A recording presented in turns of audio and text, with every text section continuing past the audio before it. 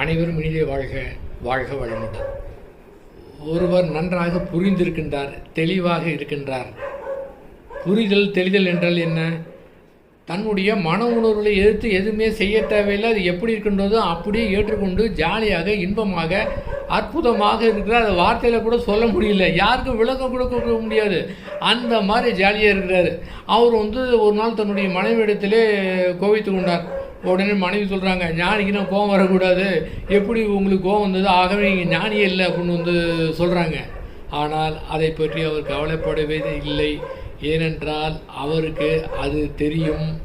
அந்த சாதாரண மனிதன் போல கோபம் வரத்தான் செய்யும். அதை எதிர்த்து போராடுவது கிடையாது, அதை அப்படியே ஏற்றுக்கொள்வது. ஆனால் வெளிப்புறத்திலே அந்த கோபத்தை பயன்படுத்தி யாருக்கும் அவர்கள் துன்பம் தரமாட்டார்கள். இதுதான் நிதர்சனமான உண்மை.